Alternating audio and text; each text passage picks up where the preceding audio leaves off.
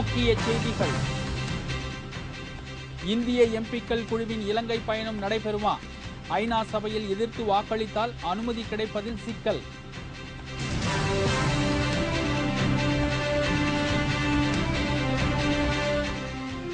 Odisha MLA கடத்தப்பட்ட விவகாரம், உள்துறை அமைச்சரிடம் நவீன் பட்நாயக் விளக்கம்.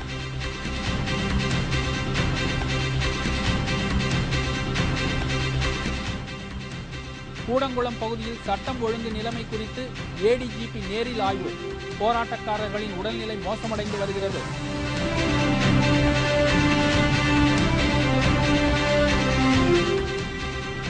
ஐநா சபை தீர்மானத்தை நிறைவேற்ற இலங்கைக்கு அமெரிக்கா நிர்பந்தம். தீர்மானத்தை அமல்படுத்த முடியாது என அமைச்சர் வீரவன்சே பேட்டி.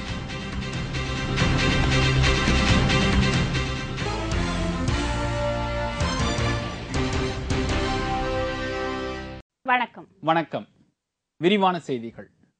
இலங்கைக்கு எதிராக ஐநா சபையில் இந்தியா வாக்களித்துள்ள நிலையில் எம்பிக்கள் குழு இலங்கை பயணம் மேற்கொள்ள அந்த நாட்டு அரசு அனுமதிக்குமா என்ற கேள்வி எழுந்துள்ளது. இது தொடர்பாக தமிழ்நாடு காங்கிரஸ் கமிட்டியின் தலைவர் ஞானதேசிகன் எம்பி கூறுகையில், இலங்கையில் வாழும் தமிழர்களுக்கு உதவவும் அங்குள்ள நிலைமைகளை நேரில் பார்வையிடவும் நாடாளுமன்ற அனைத்துக் கட்சி எம்பிக்கள் குழு சுஷ்மா சுவராஜ் தலைமையில் செல்ல முடிவு செய்யப்பட்டுள்ளதாக கூறினார். 5 மாநில சட்டசபை தேர்தலால் எம்பிக்கள் குழுவின் பயணம் ஒத்திவைக்கப்பட்டிருந்ததாக கூறிய அவர், மீண்டும் அனைத்துக் கட்சி எம்பிக்கள் குழு விரைவில் இலங்கை செல்லும் என்று எதிர்பார்க்கப்படுவதாக தெரிவித்தார். இலங்கை அரசின் அனுமதி கிடைத்ததும் விரைவில் எம்பிக்கள் குழு செல்லும் என்று தான் நம்புவதாக தெரிவித்த ஞானதேசிகன், இலங்கைக்கு எதிரான தீர்மானத்தை இந்தியா ஆதரித்திருப்பதால் ராஜபக்சே அரசாங்கம் இந்த குழுவை அனுமதிக்குமா என்ற கேள்வி தவிர்க்க முடியாததாகிவிட்டதாகவும் குறிப்பிட்டுள்ளார். கோடைக்கால வெப்பத்தை தணிக்க ஆங்காங்கே தண்ணீர் பந்தல் அமைத்து பொதுமக்களின் தாகம் தணிக்குமாறு தொண்டர்களுக்கு தேமுதிக பொதுச் செயலாளர் கேப்டன் விஜயகாந்த் வேண்டுகோள் விடுத்துள்ளார். இதுகுறித்து அவர் இன்று வெளியிட்டுள்ள அறிக்கையில், கோடைக்காலம் என்றாலே கொளுத்தும் வெயில் தான் நினைவுக்கு வருவதாகவும், எந்த ஆண்டும் இல்லாத அளவில் இந்த ஆண்டின் தொடக்கத்தில் இருந்தே வெயிலின் கொடுமை தாங்க முடியவில்லை என்றும் குறிப்பிட்டுள்ளார். வெந்த புண்ணில் வேலை எறிவதைப் போல ஏற்கனவே நொந்து போய் உள்ள மக்களுக்கு ஆண்டு கணக்கில் மின் வாரியம் தொடர்ந்து அமல்படுத்தும் மாபெரும் மின்வெட்டு தாங்க முடியாத துயரத்தை தந்து வருவதாகவும் கேப்டன் விஜயகாந்த் தெரிவித்துள்ளார். குடிக்கும் தண்ணீரில் தொடங்கி இரவில் நிம்மதியாக உறங்குவது வரை மின்சாரம் இன்றியமையாத தேவையாக இருந்து வருவதாகவும், இந்த கோடைக்காலம் எப்பொழுது முடியுமோ என்ற ஏக்கம்தான் இன்று மக்களிடம் மேலோங்கி உள்ளதாகவும் கூறியுள்ளார். இந்த சூழ்நிலையில் கோடை காலத்தின் கொடுமையை தவிர்க்க நம்மால் இயன்ற நற்பணிகளை ஆண்டுதோறும் நாம் தொடர்ந்து செய்து வருவதாக கூறியுள்ள கேப்டன் விஜயகாந்த், மக்களுக்கு உதவிட தண்ணீர் பந்தல்கள் அமைத்து நல்ல குடித்தண்ணீர், நீர்மோர், பானகம் போன்ற தாகம் தணிக்கும் வசதிகளை செய்வது வாடிக்கை என்றும் குறிப்பிட்டுள்ளார். அதற்கேற்ப இந்த ஆண்டும் தேமுதிக சார்பில் கழக தோழர்களும் கழக அணியினரும் ஆதரவாளர்களும் ஆங்காங்கே தண்ணீர் பந்தல்கள் அமைத்து முறையாக அவை செயல்பட வழிவகுக்க வேண்டும் என்றும் கேப்டன் விஜயகாந்த் கேட்டுக் கொண்டுள்ளார். மக்கள் பணியே மகேசன் பணி என்ற உணர்வோடு கழக தோழர்கள் தனது வேண்டுகோளை தலையாய பணியாக கருதி உடனடியாக செயல்படுத்த வேண்டும் என்றும் கேப்டன் விஜயகாந்த் தனது அறிக்கையில் வலியுறுத்தியுள்ளார். மாவோயிஸ்டுகளால் ஒடிசாவில் நிலவும் சட்டம் ஒழுங்கு பிரச்சினை குறித்து மத்திய உள்துறை அமைச்சர் ப. சிதம்பரத்திடம் முதல்வர் நவீன் பட்நாயக் தொலைபேசி மூலம் விளக்கம் அளித்துள்ளார். ஒடிசாவின் லக்சம்பூர் தொகுதி எம்எல்ஏவும் ஆளும் பிஜு ஜனதாதள எம்எல்ஏவுமான ஜிகினா ஹிகாகா அந்த மாநிலத்தின் கோராபுட் மாவட்டத்தில் மர்ம நபர்களால் கடத்தப்பட்டார். ஏற்கனவே இத்தாலி நாட்டைச் சேர்ந்த சுற்றுலா பயணிகளை மாவோயிஸ்டுகள் கடத்தியுள்ளதால் எம்எல்ஏ கடத்தல் சம்பவத்திலும் மாவோயிஸ்டுகள் சம்பந்தப்பட்டிருக்கலாம் என சந்தேகிக்கப்படுகிறது. இந்நிலையில் அந்த மாநில சட்டப்பேரவையில் காங்கிரஸ் கட்சித் தலைவர் பூபேந்திர சிங், ஒடிசாவில் இத்தாலியர்கள் மட்டும் கடத்தப்படவில்லை என்றும் சட்டசபையிலிருந்து அரசு அமைப்பே கடத்தப்பட்டுள்ளதாகவும் குற்றம் சாட்டினார். எம்எல்ஏ கடத்தல் குறித்து செய்தியாளர்களை சந்தித்த ஒடிசா மாநில முதல்வர் நவீன் பட்நாயக், எம்எல்ஏ ஜிகினாவை கடத்தியது யார் என்பது தெரியவில்லை என்றும் இதுவரை எந்த ஒரு அமைப்பும் அதற்கு பொறுப்பேற்கவில்லை என்றும் குறிப்பிட்டார். இன்று காலை ஒடிசா சட்டப்பேரவை கூடியதும் காங்கிரஸ் கட்சியினர் கடும் அமளியில் ஈடுபட்டதால் அவை ஒத்திவைக்கப்பட்டது. பின்னர் அமைச்சரவை கூட்டத்தை கூட்டிய முதல்வர் நவீன் பட்நாயக் கடத்தப்பட்ட எம்எல்ஏவை மீட்பது குறித்து அவசர ஆலோசனை நடத்தினார். சூரிஜியா நாராயண் பாட்டோ மற்றும் லால் பிகாரி இமிரிகா ஆகிய அமைச்சர்களை சம்பந்தப்பட்ட பகுதிக்கு சென்று நிலைமையை அறிந்து வருமாறும் நவீன் பட்நாயக் அனுப்பியுள்ளார். முன்னதாக மத்திய உள்துறை அமைச்சர் ப. சிதம்பரத்தை தொலைபேசியில் தொடர்பு கொண்டு பேசிய முதல்வர் நவீன் பட்நாயக், மாவோயிஸ்டுகளின் இந்த செயலால் மாநிலத்தில் நிலவும் சட்ட ஒழுங்கு குறித்து விளக்கம் அளித்ததாகவும் செய்திகள் வெளியாகியுள்ளது. இதனிடையே எம்எல்ஏவை மாவோயிஸ்டுகள் கடத்தியதாக வெளிவந்த செய்தியை தொடர்ந்து மாவோயிஸ்டுகளுடன் நடைபெறுவதாக இருந்த சமரச பேச்சுவார்த்தையை தூதர் நிராகரித்துள்ளார். கூடங்குளம் போராட்ட பகுதியில் ஏற்படுத்தப்பட்டுள்ள பாதுகாப்பு குறித்து ஏடிஜிபி ஜார்ஜ் இன்று மீண்டும் ஆய்வு நடத்தினார். கூடங்குளம் போராட்டம் 6வது நாளை எட்டியுள்ள நிலையில் ஏடிஜிபி ஜார்ஜ் கூடங்குளம் அணு உலையை சுற்றி பாதுகாப்பிற்காக நிறுத்தப்பட்டுள்ள போலீசார் மற்றும் துணை ராணுவ படையினரின் பாதுகாப்பு பணியை பார்வையிட்டார். அதன் பின்னர் செய்தியாளர்களை சந்தித்த ஏடிஜிபி ஜார்ஜ் கூடங்குளம் அணுமின் நிலையத்தில் விரைவில் மின் உற்பத்தி துவங்குவதற்கான பணிகள் நடைபெற்று வருவதாகவும், ஆகையால் அணுமின் நிலைய ஊழியர்களுக்கு பாதுகாப்பு அளிக்க பாதுகாப்பு படை குவிக்கப்பட்டுள்ளதாகவும் கூறினார். மேலும் போலீசார் மக்கள் அமைதிக்கும் பாதுகாப்பிற்கும் மட்டுமே குவிக்கப்பட்டிருப்பதாக தெரிவித்த ஜார்ஜ், கூடங்குளம் பகுதியில் நிலைமை சட்டம் ஒழுங்கு நிலைமை சீரடையும் வரை போலீஸ் பாதுகாப்பு வாபஸ் பெறப்பட மாட்டாது என்றார். போராட்டக்காரர்களுக்கு போலீசார் எந்தவித இடையூறும் செய்யவில்லை என்று கூறிய ஏடிஜிபி ஜார்ஜ், இடிந்தகரை பகுதியில் போக்குவரத்து நடைபெற்று வருவதாக தெரிவித்துள்ளார். ஆனால் இடிந்தகரை பகுதிக்கு தேவையான அத்தியாவசிய பொருட்களின் வரவை போலீசாரும் அரசும் தடுத்து வருவதாக அப்பகுதி மக்கள் குற்றம் சாட்டியுள்ளனர். எங்களுக்கு சாப்பாடும் சரி, தண்ணி வகைகள் எல்லாமே கடல் வழியா தான் மக்கள் கொண்டு வந்துட்டு இருக்காங்களே ஒழிய பஸ்லயோ வாகனங்கள் எந்த ஒரு வாகனத்திலும் எங்களுக்கு இதுவரைக்கும் எந்த பொருளும் வரல. இது போலீஸோட ஒரு பொய் நாடகம் தான் இங்க நடந்துட்டு இருக்க ஒழிய வேற எந்த மாற்று கருத்தும் கிடையாது. 6வது நாளாக நடைபெற்று வரும் இந்த போராட்டத்தின் ஒருங்கிணைப்பாளர் உதயகுமார் உள்ளிட்ட 15 பேரின் உடல்நிலை மோசமடைந்துள்ளதாக கூறப்படுகிறது. அவர்களை மருத்துவ குழு தீவிரமாக கண்காணித்து வருகிறது.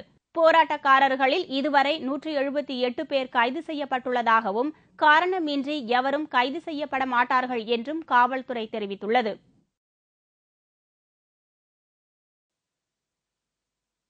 ஐநா சபையில் இலங்கைக்கு எதிராக கொண்டுவரப்பட்ட தீர்மானத்தை விரைந்து செயல்படுத்தும்படி அமெரிக்கா வலியுறுத்தியுள்ளது. ஆனால் அமெரிக்க தீர்மானத்தை ஒருபோதும் செயல்படுத்த முடியாது என்று இலங்கை தெரிவித்துள்ளது. ஜெனீவாவில் நடைபெற்ற மனித உரிமை மீறல்கள் குறித்த மாநாட்டில் இலங்கைக்கு எதிரான போர்க்குற்ற தீர்மானம் 24 நாடுகளின் ஆதரவுடன் வெற்றி பெற்றது. அதன் பின்னர் இலங்கையில் செயல்படுத்த வேண்டியவை குறித்து ஐநா சபை சில யோசனைகளை தெரிவித்திருந்தது. நேற்றுடன் ஜெனீவா மாநாடு முடிவடைந்த நிலையில் போர்க்குற்றம் குறித்த ஐநா தீர்மானங்களை இலங்கை உடனடியாக செயல்படுத்த வேண்டும் என்று வலியுறுத்தியுள்ளது. இந்நிலையில் இலங்கை அமைச்சர் வீரவன்சே செய்தியாளர்களை சந்தித்த போது, ஜெனீவாவில் வாக்களிப்பு முடிந்துவிட்டது, இது இலங்கையில் நடக்கும் ஒரு சாதாரண தேர்தல் அல்ல என்றும், உலகில் மிகச் சிறிய நாடான இலங்கையை எதிர்த்து உலகிலே மிகப்பெரிய வல்லரசான அமெரிக்கா பெற்ற வாக்கு விகிதம் என்பது மிக குறைந்தது என்றும் கூறியுள்ளார். தமது நாட்டில் பலர் மது விற்பனைக்கான அனுமதியை வைத்திருந்தாலும் அவர்கள் விரும்பிய இடங்களில் மது விற்பனை கடைகளை திறக்க பொதுமக்கள் அனுமதிப்பதில்லை என்று தெரிவித்துள்ள வீரவன்சே, அதுபோல்தான் அமெரிக்கா உட்பட மேற்குலக நாடுகள் கொண்டு வந்த ஜெனீவா தீர்மானத்தை நடைமுறைப்படுத்த இலங்கை மக்கள் ஒருபோதும் அனுமதிக்க மாட்டார்கள் என்றும் குறிப்பிட்டார். அன்று ஒரு பிரபாகரனை உருவாக்கியது போல் அடுத்து ஒரு உருத்திரகுமாரனை உருவாக்கும் ஒரு திட்டம்தான் இது என்றும், மிகச் சிறிய நாடான கியூபாவால் அமெரிக்காவை எதிர்த்து வாழ முடியும் என்ற நிலை ஏற்பட்டுள்ள போது தங்களால் ஏன் முடியாது என்றும் அவர் தெரிவித்துள்ளார். இதனிடையே அமெரிக்க சந்தை பொருட்களை வாங்க வேண்டாம் என்ற மறைமுக உத்தரவையும் தங்கள் நாட்டு மக்களுக்கு இலங்கை அரசு பிறப்பித்துள்ளதாகவும் தகவல்கள் வெளியாகியுள்ளது. அமைதி பேச்சுவார்த்தை தொடர்வதற்காக நல்லெண்ண அடிப்படையில் 11 பேர் கொண்ட இந்திய பிரதிநிதிகள் குழு பாகிஸ்தான் சென்றுள்ளது. இந்தியா பாகிஸ்தான் இடையே நீண்ட காலமாக பல்வேறு பிரச்சினைகள் இருந்து வருகிறது. இது தொடர்பாக இரு தரப்பிலும் பல்வேறு கட்டங்களாக பேச்சுவார்த்தை நடத்தப்பட்டுள்ளது. இந்நிலையில் இரு நாடுகளுக்கிடையே அமைதி பேச்சுவார்த்தையை தொடர்வதற்காக இந்தியாவில் இருந்து 11 பேர் கொண்ட குழு ஒன்று பாகிஸ்தானுக்கு பயணம் மேற்கொண்டுள்ளது. பாகிஸ்தானின் லாகூர் நகரில் அந்நாட்டு பிரதிநிதிகள் இந்திய குழுவினரை வரவேற்றனர். இந்திய குழுவில் திரைப்பட தயாரிப்பாளர் மகேஷ் பட், மூத்த பத்திரிகையாளர் குல்தீப் நாயர் மற்றும் பல்வேறு துறையைச் சேர்ந்த 11 பேர் பாகிஸ்தான் சென்றுள்ளனர். இந்த சந்திப்பின் மூலம் இரு நாடுகளின் வர்த்தக ஒப்பந்தங்களில் முன்னேற்றம் ஏற்படும் என்று எதிர்பார்க்கப்படுகிறது. இந்தியா பாகிஸ்தான் நாடுகளுக்கு இடையே அமைதி மற்றும் ஒற்றுமையை வளர்ப்பதற்காக இந்த பயணம் மேற்கொள்ளப்பட்டுள்ளதாக இந்திய குழுவினர் தெரிவித்தனர்.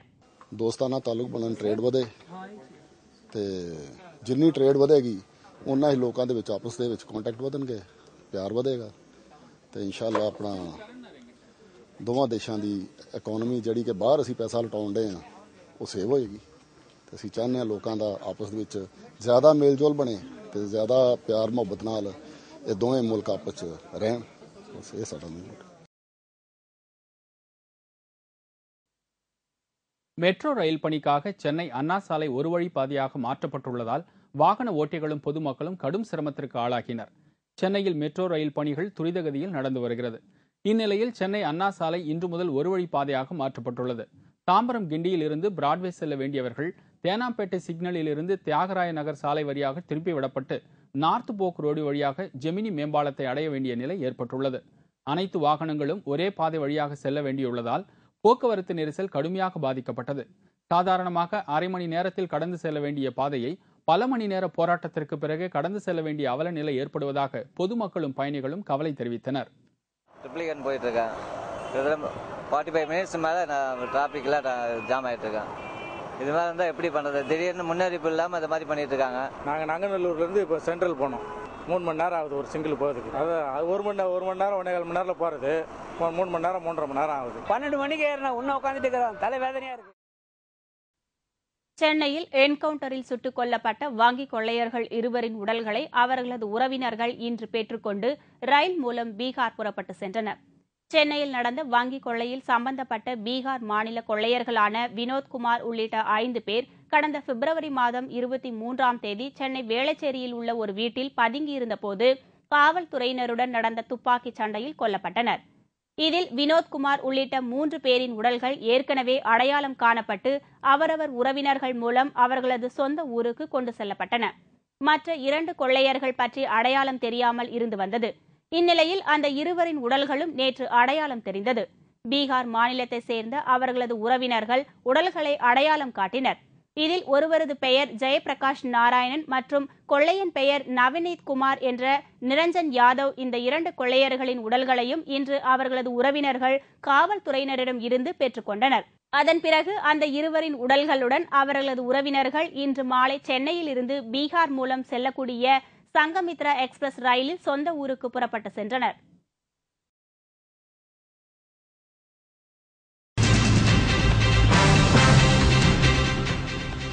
திருப்பதியில் கள்ளநோட்டு கும்பல் கைது. 3,76,000 ரூபாய் கள்ளநோட்டுகள் பறிமுதல்.